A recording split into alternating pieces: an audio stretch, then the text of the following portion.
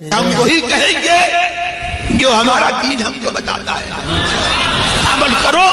تو تمہارا بھلا ہے۔ الشیطان الرجیم بسم اللہ الرحمن الرحیم ان اللہ وملائکتہ یصلون علی النبی یا ایہا الذین آمنوا صلوا علیہ وسلموا تسلیما اللہم صل علی سیدنا وشفیعنا وحبیبنا ومولانا محمد وبارک۔ اور کافر بولے یہ قرآن نہ سنو اور اس میں بیہودہ غل کرو، شاید یوں ہی تم غالب آؤ۔ پچھلی آیت کریمہ میں جو یہ ذکر ہوا تھا کہ ہم نے ان پر کچھ ساتھی مقرر کر دیے ہیں، یعنی ان شریر لوگوں پر اللہ تبارک و تعالیٰ نے شیاطین کو مسلط کر دیا ہے، تو ان شیاطین کے دام تزویر میں گرفتار ہو کر یہ کفار کیا کیا حرکتیں کرتے تھے، ان میں سے ایک حرکت کا ذکر اللہ تبارک و تعالیٰ نے اس آیت کریمہ میں بھی کیا کہ کافر بولے کہ قرآن نہ سنو اور اس میں بیہودہ غل کرو، شاید یوں ہی تم غالب آؤ۔ کافروں کا طریقہ یہ تھا کہ جب ان کے سامنے قرآن پڑھا جاتا، قرآن کی تلاوت کی جاتی، تو اس وقت میں وہ کہتے تھے کہ چلاؤ، شور مچاؤ، تالیاں بجاؤ اور پوری طریقے سے ہنگامہ کرو تاکہ قرآن پڑھنے والے کی آواز دب جائے اور قرآن جو ہے وہ ہمارے کانوں کے اندر نہ آئے۔ یہاں پہ رب نے جو یہ فرمایا نا کہ لا تسمعوا لهذا القرآن والغوا، یہ لغو کیا چیز ہوتی ہے؟ لغو کا مطلب ہوتا ہے بے فائدہ کام، بے فائدہ کام جو اس لائق ہو کہ اس کو ساقط کر دیا جائے۔ تو جیسے مثال کے طور پر کفار نے رستم اور اسفد یار کے قصے گھڑ کر کے رکھے تھے، جب مسلمان قرآن پڑھتے تھے تو بلند آواز سے ایسی فضول باتیں سناتے،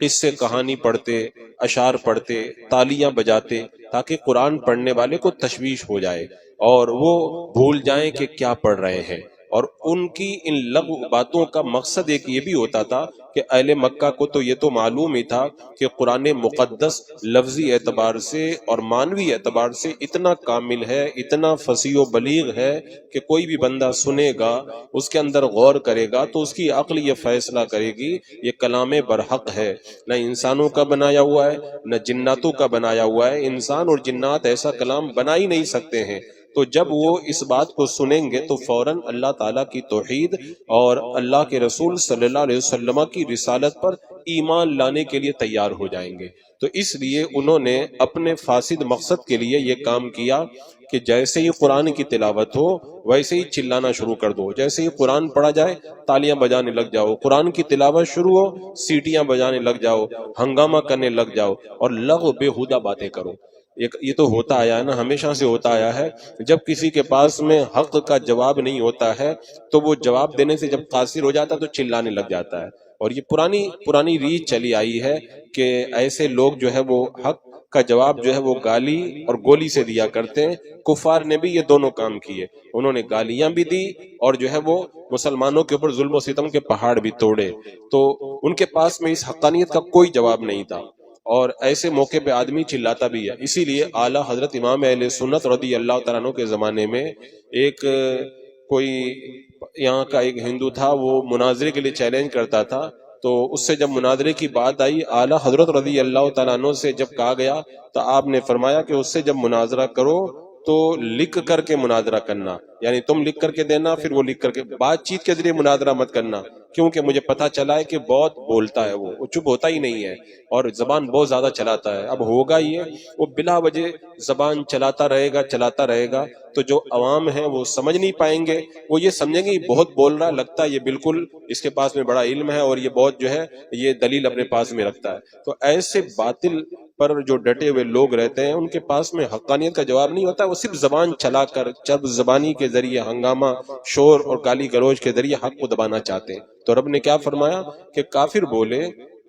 یہ قرآن نہ سنو، اس میں بیہودہ غل کرو، شاید یوں ہی تم غالب آؤ۔ قرآن پہ کوئی غالب آ سکتا ہے؟ قرآن کی چاشنی ایسی کتنی کوشش کی، کانوں میں روئی ڈال کر کے بھی انہوں نے دیکھ لی، کوئی باہر سے آتا تھا تو کہتے تھے کہ محمد صلی اللہ علیہ وسلم کی باتیں مت سننا، یہ بھی کر کے دیکھ لیا۔ حضور صلی اللہ تعالی علیہ وسلم جب موسم حج میں جاتے تھے تبلیغ کے لیے تو پیچھے سے آپ کے خلاف جو ہے وہ چل چل کے لوگوں کو یہ بھی کہنے والے تھے ان کی باتیں مت سننا، یہ ایسے ہو گئے ویسے ہو گئے، ہر طرح کی کوشش کر کے دیکھ لی، یہاں تک کہ قرآن پڑھنے میں پابندی بھی لگا دی گئی۔ لیکن قرآن کا جو نغمہ ہے وہ اپنا اثر خود لوگوں کو ماننے پر مجبور کر دیتا ہے۔ آج بھی آپ دیکھیں حق کی آواز جب بلند ہوتی ہے نا، قرآن مقدس اگر پڑھا جائے تو اگر کسی کو اعتراض ہو تو جواب دینا چاہیے، لیکن جواب دینے کے بجائے کرتے کیا ہیں؟ قرآن کی اس آیت کو نکالو، اس آیت کو نکالو۔ ہم تو نہیں کہتے ہیں کہ تمہاری مذہبی کتاب سے یہ نکال دو وہ نکال دو، تم اپنی مذہبی کتاب سے جو چاہو لاؤ، ہم اس کا جواب دینے کے لیے تیار ہیں، لیکن ہمارے قرآن کی کسی آیت کا ان کے پاس جواب نہیں تو کہتے ہیں قرآن میں یہ آیت نہیں ہونا چاہیے، اس کو نکال دو، اس کو نکال دو۔ اور یہ نکال دو کی جو بولی ہے نا، یہ وہی ہے بیہودہ اور لغو باتیں ہیں جو کفار و مشرکین کا جو طریقہ رہا تھا۔ آج اذان کی جب آواز آتی ہے تو کہتے ہیں نا کہ یہ اس سے جو ہے وہ دھونی پردوشن ہوتا ہے، ماحول کے اندر آواز کی وجہ سے پردوشن پیدا ہوتا ہے۔ تو یہ کیا 2 منٹ اگر کوئی اللہ کا نام لے لے، اس سے کون سا جو ہے وہ ایسا کام ان کا رک جاتا ہے؟ لیکن ہوتا کیا ہے، یہ لوگ گھنٹوں گھنٹوں ہنگامہ کرتے ہیں، ڈی جے بجائیں، کچھ بھی کریں، لیکن کوئی ماحول کے اندر کچھ بھی کسی کو تکلیف نہیں ہوتی ہے، اور 2 منٹ کی اذان کی وجہ سے مریضوں کو بھی تکلیف ہو رہی ہے، ہارٹ پیشنٹ کو بھی تکلیف ہو رہی ہے، سونے والوں کو بھی تکلیف ہو رہی ہے۔ یہ وہ تکلیف نہیں ہے، یہ تکلیف اصل میں دوسری ہے، وہ یہ حق والی تکلیف ہے جو حق کی آواز کی وجہ سے یہ لوگ برداشت نہیں کر پا رہے ہیں، کیونکہ اس حقانیت کا ان کے پاس میں کوئی جواب نہیں ہے۔ اسی لیے پچھلے دنوں یہ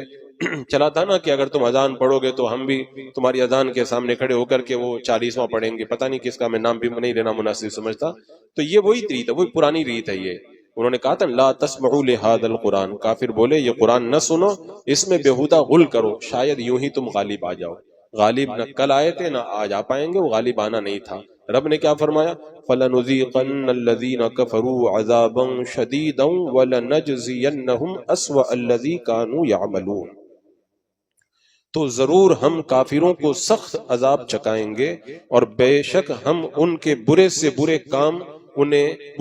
کام کا انہیں بدلہ دیں گے۔ یعنی رب تبارک و تعالیٰ نے فرما دیا کہ انہیں ہم بدترین عذاب چکائیں گے۔ یعنی اس سے یہ بتانا مقصد ہے کہ رب نے یہ نہیں کہا کہ بدترین عذاب دیں گے، چکائیں گے۔ جو چیز چکائی جاتی ہے بہت کم ہوا کرتی ہے، جو چیز چکی جاتی ہے بہت کم ہوا کرتی ہے۔ تو جب اللہ تعالیٰ کے سخت عذاب کو چکنے کا یہ حال ہے کہ بندہ اس کو برداشت نہیں کر سکتا، تو اللہ تعالیٰ جب سخت عذاب کے اندر ان کو پوری طرح سے مبتلا کرے گا تو ان کا کیا حال ہوگا؟ جب چکانے کا یہ حال ہے تو عذاب کو بھگتنے کا حال کیا ہوگا؟ اور اللہ تعالیٰ نے جو یہ فرمایا اسوأ الذی کانوا یعملون، ان کے برے سے برے کام کا انہیں بدلہ دیں گے۔ تو اس کا یہ مطلب نہیں کہ ان کو ان کے زیادہ برے کاموں کی سزا دی جائے گی اور جو برے کام تھوڑے کم برے ہیں ان کی سزا نہیں دی جائے گی، نہیں، بلکہ اس کا مطلب یہ ہے ان کو سزا تو ہر جرم کی دی جائے گی، لیکن جو زیادہ برے کام ہیں ان کی سزا بھی زیادہ سخت ہوگی، اور جو کم برے ہیں ان کی سزا بھی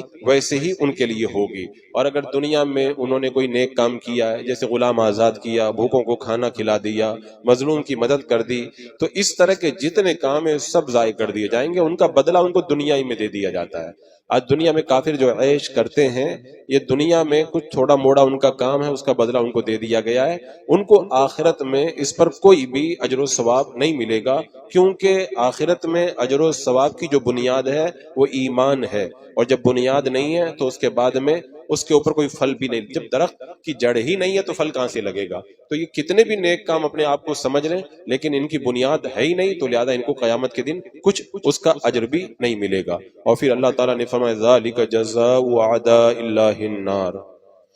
یہ ہے اللہ کے دشمنوں کا بدلہ آگ، لہم فیہا دار الخلد، اس میں انہیں ہمیشہ رہنا ہے، جزاء بما کانوا بآیاتنا یجحدون، سزا اس کی کہ ہماری آیتوں کا انکار کرتے تھے۔ یعنی رب تبارک و تعالیٰ نے اس سے پہلے والی آیت میں فرمایا تھا نا ہم برے سے برے کاموں کی ان کو سزا دیں گے، اب اس آیت کریمہ میں سزا کو بیان کیا جا رہا ہے کہ کون سی؟ کون سی سزا ان کو دیں گے؟ اللہ نے فرمایا وہ سزا دوزخ کی آگ ہے، اور فرمایا اس میں ان کے لیے ہمیشہ رہنے کا گھر ہے۔ دوزخ کے اندر یہ ایک مخصوص طبقہ ہے جس میں ان کو ہمیشہ عذاب دیا جائے گا، کیونکہ بعض جو مسلمان گنہگار ہیں ان کو بھی جہنم میں ڈالا جائے گا، لیکن صاف کرنے کے لیے ڈالا جائے گا، لیکن ان کے لیے یہ عذاب جو ہوگا وہ ہمیشہ کے لیے نہیں ہوگا۔ اور ان کافروں کو جو ڈالا جائے گا وہ ہمیشہ ہمیشہ کے عذاب کے اندر ان کو گرفتار کیا جائے گا۔ اور پھر یہ ان کو جو عذاب دیا جائے گا کیوں دیا جائے گا، اللہ نے یہ بھی بتا دیا، جزاء بما كانوا بآیاتنا یجحدون، یہ سزا ہے اس کی کہ ہماری آیتوں کا انکار کرتے تھے، یعنی اللہ کی آیتوں کو جھٹلاتے بھی تھے، اور جب قرآن پڑھا جاتا تھا تو لغو اور بیہودہ باتیں کر کے، شور مچا کر کے قرآن کی آواز کو دبانے کی کوشش بھی کرتے تھے کہ کہیں ہمارے لوگ سن لیں گے قرآن تو کلمہ پڑھ کے مسلمان نہ ہو جائیں۔ انہیں یہی تو ڈر تھا، انہیں یہی ڈر تھا۔ اور آج بھی ان کو جو ڈر ہے وہ ڈر اسی بات کا ہے۔ ان کو تکلیف اس سے نہیں کہ یہ لوگ قرآن کیوں پڑھ رہے ہیں، ان کو تکلیف اس بات سے ہے کہ ہمارے بہت سارے لوگ قرآن سن کر، ان کی دین کی باتیں سن کر کے کہیں کلمہ پڑھ کے مسلمان نہ ہو جائیں۔ آج آپ دیکھ لیں دنیا کے اندر ہر دن ایک ایسی خبر آتی ہے، آج اتنے بڑے ہیرو نے اسلام قبول کر لیا، آج فلاں جو ہے وہ نیتا نے اسلام قبول کر لیا، آج بہت بڑے دنیا کے امیر نے اسلام قبول، ہر دن کوئی نہ کوئی خبر آتی رہتی ہے۔ ایسے ماحول میں جب مسلمانوں کو بے یار و مددگار چھوڑ دیا گیا ہے، کفار و مشرکین کوئی ان کی رعایت نہیں کر رہے ہیں، ہر طرح سے ستا رہے ہیں، ایسے ماحول میں اگر کوئی کلمہ پڑھ کے مسلمان ہو رہا ہے تو اس کا صاف مطلب ہے نہ حکومت کا دباؤ ہے، نہ مال و دولت کی لالچ ہے، نہ کسی عہدہ اور رتبہ کا مسئلہ ہے، مسئلہ صرف یہ ہے کہ اسلام کی حقانیت ہے جو سر پہ چڑھ کر کے بول رہی ہے، اور وہ ان کو اسلام قبول کرنے پر مجبور کر دے رہی ہے۔ آپ یورپ کی جو خبریں بہت ساری تو باہر آتی نہیں ہیں، جو باہر آتی ہیں ان کو آپ پڑھ کر کے دیکھیں، اور جہاں پہ یورپ کے اندر اسلامک سینٹر قائم ہیں وہاں کے لوگوں سے آپ رابطہ کر کے دیکھیں، آئے دن سینکڑوں نہیں ہزاروں کی تعداد کے اندر لوگ اسلام قبول کر رہے ہیں۔ اب اسلام کی حقانیت انہیں اسلام کو ماننے پر مجبور کر رہی ہے۔ تو اللہ تعالیٰ نے فرمایا یہ ان کی سزا ہے کہ ہماری آیتوں کا انکار کرتے تھے، تو یہ قرآن کو سننے سے لوگوں کو روکتے تھے۔ ان کو یقین تھا کہ قرآن ایسا کلام معجز ہے کہ لوگ اس کو سن لیں گے تو پھر ان کو ایمان لانا ہی پڑے گا، ایمان لانے کے علاوہ ان کے پاس میں کوئی چارہ باقی نہیں رہ جائے گا۔ اور یہ قرآن پاک کا ایک اسلوب ہے، میں نے کئی مرتبہ بتایا، قرآن جب عذاب کا ذکر کرتا ہے تو ثواب کا بھی ذکر کرتا ہے۔ قرآن مقدس میں جب باطل کا ذکر کیا جاتا ہے تو حق کا بھی ذکر کیا جاتا ہے، جب جنت کا ذکر کیا جاتا ہے تو جہنم کا بھی ذکر کیا جاتا ہے، سزا کا ذکر کیا جاتا ہے تو جزا کا بھی ذکر کیا جاتا ہے۔ تو اس آیت کریمہ میں اللہ تبارک و تعالیٰ نے جب کافروں کے عذاب کی اور ان کے سزا کا ذکر کر دیا تو اب آگے اللہ تعالیٰ فرماتا ہے وَقَالَ الَّذِينَ كَفَرُوا رَبَّنَا أَرِنَا الَّذَيْنِ أَضَلَّانَا مِنَ الْجِنِّ وَالْإِنسِ۔ اچھا، یہ جو اللہ تبارک و تعالیٰ علیہ انعام کو جو انعام دے رہا ہے اس کا بھی ذکر آگے آ رہا ہے، بیچ میں یہ ایک بات اور ذکر کی جا رہی ہے، وَقَالَ الَّذِينَ كَفَرُوا رَبَّنَا أَرِنَا الَّذَيْنِ أَضَلَّانَا مِنَ الْجِنِّ وَالْإِنسِ، اور کافر بولے اے ہمارے رب ہمیں دکھا دو دونوں جن اور آدمی جنہوں نے ہمیں گمراہ کیا، نجعلہما تحت اقدامنا لیکونا من الاسفلین، کہ ہم انہیں اپنے پاؤں تلے ڈالیں کہ وہ ہر نیچے سے نیچے رہیں۔ یہ دیکھیے قیامت کے دن کیا ہوگا۔ اللہ تبارک و تعالیٰ نے بتایا کہ جب یہ جہنمی جہنم کے اندر ڈالے جائیں گے تو جہنم میں جانے کے بعد میں کیا کہیں گے؟ یہ کہیں گے اللہ ہمیں جنات اور انسانوں میں سے وہ دونوں جماعتیں دکھا دے جنہوں نے ہمیں گمراہ کیا تھا۔ جنات میں سب سے پہلے جس نے گمراہ کیا تھا وہ ابلیس ہے، اور ابن آدم میں سے جس نے سب سے پہلے گناہ کیا تھا اور بعد کے لوگوں کو گمراہ کیا تھا وہ قابیل ہے جس نے حابیل کو قتل کیا تھا۔ حضرت عبداللہ بن مسعود رضی اللہ تعالیٰ عنہ بیان کرتے ہیں اللہ کے رسول علیہ السلام نے ارشاد فرمایا جس شخص کو بھی ظلماً قتل کیا جائے گا اس کے گناہ میں سے ایک حصہ قابیل کو بھی ملے گا، کیونکہ وہ پہلا شخص ہے جس نے قتل کو ایجاد کیا تھا۔ تو یہ لوگ جب جائیں گے کافر لوگ جہنم کے اندر تو اللہ تعالیٰ سے کیا کہیں گے؟ اے اللہ جو انسانوں کے شیطان ہیں اور جو جناتوں کے شیطان ہیں ان دونوں کو ہمیں دکھا تاکہ آج ہم اپنے پاؤں کے نیچے ان کو رگڑیں، پاؤں کے نیچے ان کو رو دیں، لیکون من الاسفلین، تاکہ وہ ہر نیچے سے نیچے رہ جائیں۔ یعنی آج جن کو وہ اپنا گرو گھنٹال سمجھتے ہیں، اپنا رہنما سمجھتے ہیں، فخر کرتے ہیں ہم نے ان کو جتا دیا، ان کو جتا دیا، انہوں نے یہ بنا دیا، ہمارا یہ مذہبی کام کر دیا، مسلمانوں کو یہ ستا دیا،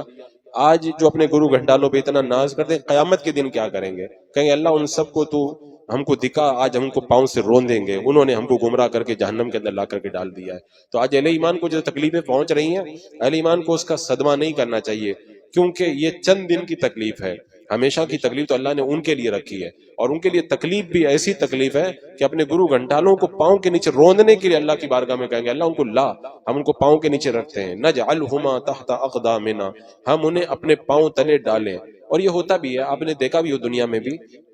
جب کوئی کسی کا جگری دوست ہوتا ہے اور اس کا جگری دوست اگر اس کو کسی بڑے کام کے اندر پھنسا دیتا ہے اور بڑی سزا کے اندر گرفتار کروا دیتا ہے، تب وہ کہتا ہے اب اگر مجھ کو موقع مل گیا نا تو اس کو میں نہیں چھوڑوں گا، یہ تو ہوتا ہے نہیں چھوڑوں گا۔ تو جو دنیا کے اندر تھوڑی سزا دلوا دے بندہ اس کو نہیں چھوڑتا ہے، تو جنہوں نے جہنم کی آگ میں ہمیشہ میں جلنے کے لیے لے جا کر کے ڈال دیا ہے گمراہ کر کے، ان کو وہ کیسے چھوڑیں گے؟ کہیں گے اللہ آج ہمیں موقع دے دے، آج ہم ان کو پاؤں کے نیچے روندنا چاہتے ہیں، لِيَكُونَ مِنَ الْأَسْفَلِينَ، کہ وہ ہر نیچے سے نیچے رہیں۔ آج تو کہتے ہیں نہیں ہمارا فلاں جو ہے وہ سب سے اوپر ہے، وہ سب سے بڑا ہمارا رہنما ہے، پتہ نہیں اس کے لیے کیا کیا جملے وہ لوگ بولتے ہیں، لیکن اس دن کہیں گے آج اوپر نہیں، آج تو اس کو ہم نیچے سے نیچے کر کے چھوڑیں گے، نیچے سے نیچے کر کے چھوڑیں گے۔ تو یہ قیامت کے دن ان کا کافروں کا حال ہوگا جو قرآن سننے سے روکتے ہیں، قرآن میں شور و غوغا مچاتے ہیں۔ اور پھر بعد میں اللہ تعالیٰ نے آگے پھر انعام کا ذکر کیا کہ کافروں کے اس عذاب کے بعد میں مسلمانوں کا انعام کیا ہے، کیونکہ مسلمانوں نے بڑی تکلیفیں اٹھائی ہیں نا دین کی راہ کے اندر، کیونکہ کلمہ پڑھنا کوئی آسان کام نہیں ہے۔ بندہ جب کلمہ پڑھ کے مسلمان ہو جاتا ہے تو گویا کہ وہ جان ہتھیلی پہ رکھ لیتا ہے، ہر ایک دشمن دین کے لیے وہ خار بن جاتا ہے، ہر ایک چاہتا ہے کہ اس کو میں اکھاڑ کر کے پھینک دوں۔ تو اللہ تعالیٰ نے پھر اس کے بعد میں ان کے انعام و اکرام کا ذکر کیا کہ اللہ تبارک و تعالیٰ اہل ایمان کو کن انعامات سے مالا مال فرمائے گا۔ وہ انعامات اگلی آیات کریمہ کے اندر آ رہے ہیں۔